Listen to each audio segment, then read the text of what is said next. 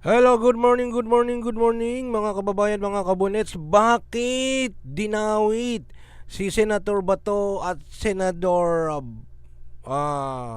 Bongo dito sa usapin ng Duterte at ICC, no? Ano kaya sa palagay no, ano ang dahilan bakit dinawit? Sinasabi na hindi magagawa ni PRRD ang ganitong mga insidente kung wala siyang mga kasamahan. So ito piniling pangalanan sina Senator Bato, Senator Bongo at iba pa. Actually may mga iba pa, pero mas maganda pakinggan natin itong pahayag ng I think the side ng prosecutor ito. So yung attorney po nila. Panoorin natin at suriin, busisihin at mag-react po tayo. Duterte did not commit these crimes alone. First, Ronald Bato de la Rosa, Christopher Bong, who was Mr. Duterte's aide, special assistant, and important advisor, Italiano Aguirre, who was a lawyer, Mr. Duterte, and for some of the DDS members. Yan. So, marami-rami pala sila, no? Tuloy natin, no? Ano sa palagay nyo? Ito na po. During his campaign to be president, Mr. Duterte expressly promised many times that he would kill criminals if elected. He claimed that the vow was Exhibit A in why he should be elected. And he promised, he pledged, that if he won, he would expand the killings nationwide. He won, and that is what he did. And as you will hear tomorrow from Mr. Jeremy and Ms. Croft, the murders skyrocketed in the months immediately after Mr. Duterte became president in June 2016. And that was no coincidence. That was him fulfilling his campaign pledge. As president, he murdered thousands using many of the same co-perpetrators and methods from his time as mayor of Davao. So he moved the method and some of the co-perpetrators to Manila in order to expand the crimes. The victims in this case ranged from powerful individuals to predominantly the poorest citizens of the Philippines. Now, why were the poor selected and victimized? Well, it was often because they were the most vulnerable, and they didn't have the families and the power to make police reports, and they were the most afraid. Mr. Duterte boasted about the killings that resulted in thousands of deaths at his order, and not once at any time has he shown any remorse. He promised also, you will hear, to take responsibility, personal responsibility, for the killings if need be. Well, that time has come. We are confident that if your honors confirm the charges in this case, that we will prevail and Mr. Duterte will be convicted at trial. We talk a little bit about what my friend, one of the things he said during his 30 minutes. In our presentation today, you will hear Mr. Duterte, in his own words, calling for killings, bragging about killings, and as I said, vowing to take responsibility for those killings if necessary. And the defense, I have in my outline, may claim, but they already have, the defense claim that this is hyperbole, bluster, exaggeration, part of his blunt or direct strongman political speech, which had brought him political success in Davao and then nationwide. And the defense will also point your honors to many instances where Mr. Duterte and his allies tried to build a veneer, kind of fig leaf, of plausible deniability by sprinkling in references to the effect that the police should only shoot to kill in self-defense. Those references to self-defense appear throughout Mr. Duterte's speeches. They're all over the place. We don't run away from that. We don't shy away from that. That's part of our theory. So the defense will say, and again, they already have, that we've cherry-picked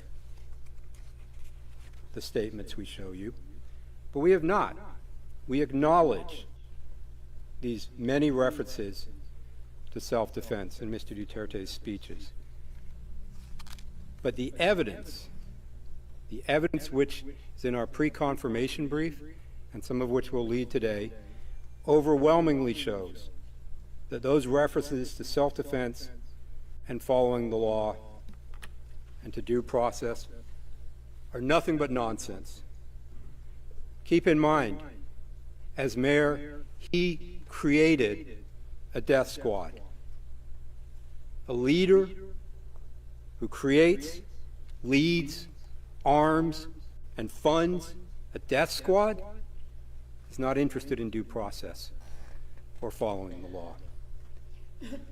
Those empty utterances were simply Mr. Duterte, who's chosen not to be here today.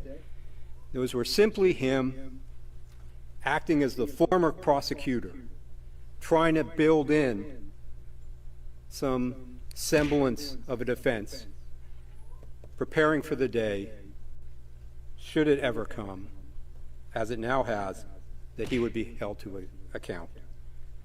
It was to give his lawyers something to say. But look at it over here, where I said don't shoot except in self-defense. The reality is that Mr. Duterte's message was clear, and it was understood by the perpetrators, and it was followed. That message was, commit murder at my direction, and I will protect you, I will pay you, I will promote you. And that's what happened. And I'll say this as well, Your Honors. For purposes of this confirmation hearing, disregard every speech ever made by Mr. Duterte. Throw them all out. There is still ample evidence of substantial grounds based on the other evidence which we have put on our list of evidence. And the evidence as a whole, when you weigh it together, will show that what my friend said is not correct, that Mr. Duterte intended for his subordinates to follow the law, and that he was interested and that his speeches were simply bluster. I'll talk briefly now about the charges in the case. As the deputy prosecutor stated, we have 49 incidents totaling 76 murder victims and 2 victims of attempted murder. And of course, those are expanded upon in our pretrial brief, or PCB. Now, as my friends said in the LRV, while there are countless victims who've experienced harm as a result of Mr. Duterte's crimes, we have focused the charges in this case to these 49 incidents and these number of victims in order to ensure that this trial can be expeditious and that it can be efficient and that it won't go on for years and years. So these charged murders are emblematic.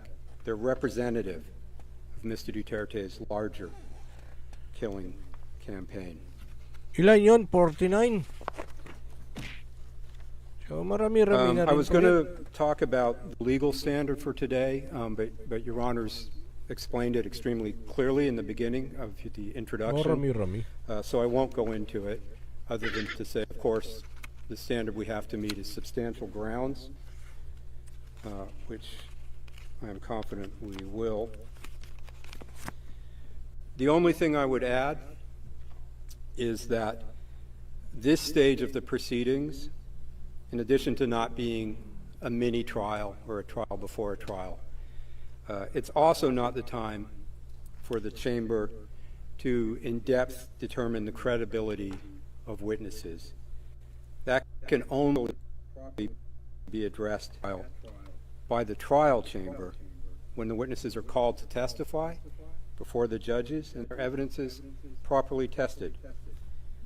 And there I would point your honors to the Said confirmation decision, 9 December 2021 at paragraph 39. We'll move on now. You can go to the next slide, James. Talk a little bit about Mr. Duterte's background.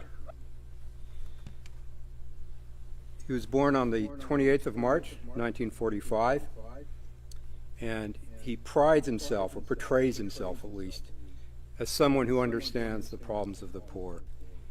But as my friend stated, he actually comes from a very privileged family.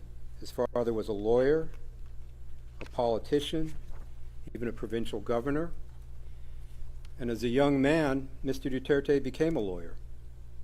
He went to law school, practiced as a prosecutor in Davao City for almost a decade, from 1977 to 1986. And you find that in our pre-confirmation brief at paragraph 2. And while he was a prosecutor, excuse me, he taught criminal law and procedure to police officers in Davao City. And despite this privileged background, despite his deep familiarity with the law and criminal law, Mr. Duterte embraced criminality from the beginning of his career. It's just one example. As a prosecutor, the evidence shows he taught police officers to plant evidence. You can go to the next slide, please, James. Yun lang. I won't read the whole slide out, Your Honors. Why This is plant? tab 57, PHL OTP 000-15506 R01. But this witness with direct knowledge stated, quote, "He's like planting of evidence. It is necessary," and the he is Duterte. He called it necessary evil. So they said that there are times in police work that you have to do the necessary evil for the sake of the common good, end quote. And I think you'll see, Your Honors, that that's a theme that runs through Mr. Duterte's career. He's willing to do whatever he considers the necessary evil, either for the common good or for his political advancement, or both. And Mr. Duterte confirmed years later, in 2024, when being questioned under oath during a hearing in the Philippines House of Representatives, that planting evidence was his strategy as mayor. Now, at first he denied it in this hearing, but then he admitted to planting evidence in this exchange. If we can go to the next slide. This is tab 46.1, Your Honors. Chairperson, quote, so you really did plant evidence. Mr. Duterte's answer, well, that was part of the strategy as a mayor and as a leader of the law enforcement agency in the city, end quote. His privilege, his legal background makes this betrayal of the law and embrace of murder even more inexcusable. He knew, as a lawyer, as a former prosecutor, that his so-called crackdown on crime was a criminal attack on civilians of the Philippines. And overwhelmingly, the evidence shows, on poor civilians. The poorest of the poor were his victims.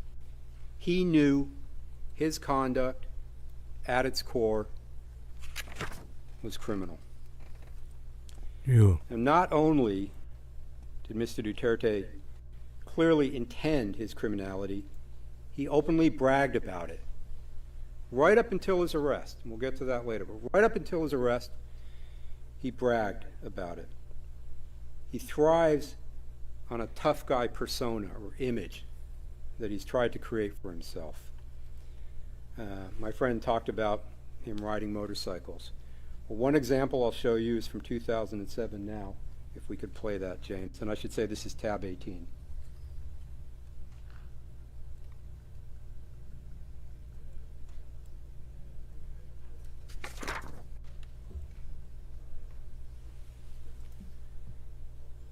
Elite, never losing an election.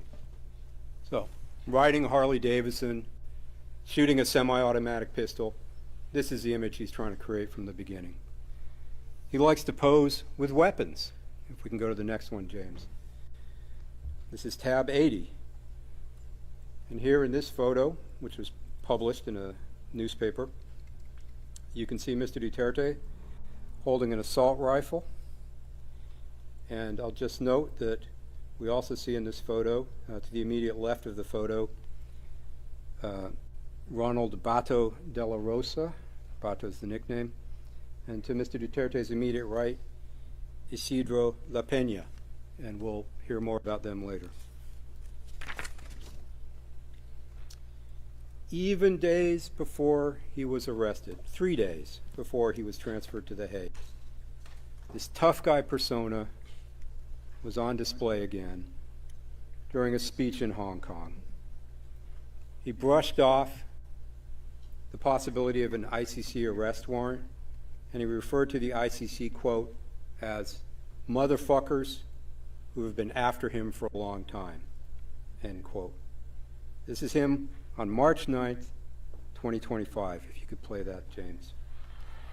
This is tab 136. Sa totoo lang, baka Ginamit yung mga ang speech balita niya. ko, may warrant daw ako pag... Hindi, totoo. Yung sa ICC or something, matagal na akong hinahabol ng mga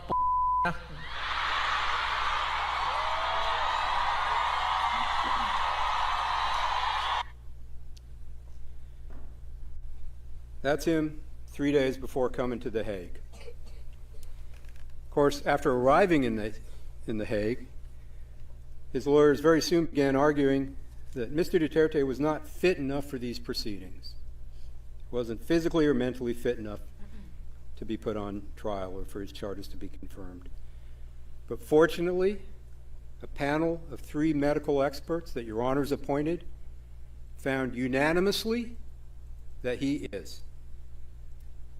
The point is that despite what the defense may say, here or to the press, Mr. Duterte is perfectly fine. He's able to attend the proceedings today. There is nothing stopping him except that he doesn't want to be here. He chose not to face the court, not to face the victims. There is no reason for him not to be here other than his request and choice. I'll move on now briefly to his time as mayor in Davao, Your Honors. If we can quickly bring up the map, James. There we see Davao in the south. And we can zoom in. I don't think there's any dispute where Davao is.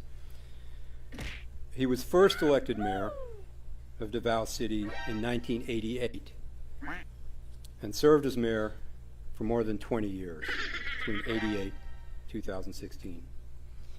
And as the deputy prosecutor has noted, jurisdiction for this case is 1st November 2011 to 16 March 2019. We're limited to that jurisdiction. So that is the period we will concentrate on today, although of course before and after may be relevant. As mayor of Davao, Mr. Duterte promised a crackdown on crime. To quote, crackdown, end quote, on crime and drugs, Mr. Duterte created liquidation squads, death squads, made up both of Davao City police officers as well as non-police officers who were essentially hired hitmen, hired killers. And this system of his became known as the DeVal model. So, mga kababayan, so based dito sa mga sinasabi, talagang lahat ng pwedeng evidence na laban kay Tatay Digong ay kinompile at pinaghandaan ng gusto. At itong presentation na ito, dito nila present lahat ng mga speech niya, lahat ng possible na laban sa kanya ay inipon, sinamarize, at dito inihayag lahat. So malinaw dito na ang sinasabi ay hindi lang si President Rodrigo ang gumawa, or ibig sabihin hindi niya kayang gawin mag-isa. Iyon po yung sinasabi nitong si Attorney Julian. Okay? Ngayon, syempre, part ng kanilang trabaho, nasa panig sila ng prosecutor.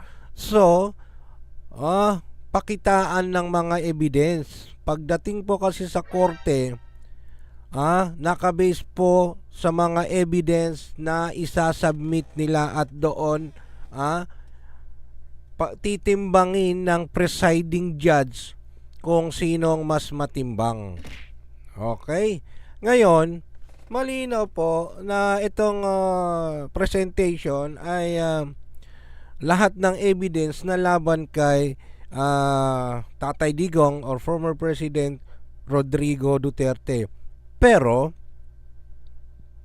dito sinasaad, inihayag na may mga kasama siya doon sa pagpapatupad.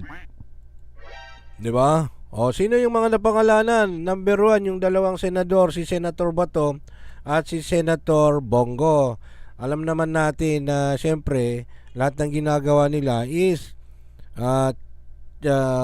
may basbas ang presidente, sapagkat si Tatay Digong ang presidente. Ginagawa lang nilang mga trabaho nila na alam nilang makakatulong sa taong bayan. Pero pagdating dito sa mga case, no, syempre ipaubayan natin sa mga taga-usig. Sila kasi ang magtitimbang based sa mga ebidensya na ipapakita nila dito. Ngayon, ano po yung masasabi nyo? Pabor po ba kayo na damay sila? Ito kasi ang pinaka-point dito yung mga nadamay na nagtrabaho sa panahon ni Tatay Digong. And ngayon, syempre may mga senator, si Bongo, tapos Senator Bato, na hindi na pumapasok si Senator Bato. So paano naman yung committee na na-assign sa kanya, di ba? Maraming mga katanungan nasasagot naman sa social media, may mga interview, no? Kung sumasahod ba, nasaan ba siya? Merong mga pahayag. Ngayon, ito po, gusto kong makuha ang iyong side. Pabor po ba kayo na damay sila? Okay? So, paki-comment lang po dyan sa comment box at babasahin po natin. Maraming salamat muli, at dalangin ko po ang katagumpayan ng iyong mga ginagawa sa negosyo, trabaho, at sa inyong paglalakbay. And syempre, sa ating kalusugan, maging healthy tayo, dahil iyon yung number 1 na kayamanan. Health is wealth. Thank you. God bless you once again. See you sa sunod na upload natin.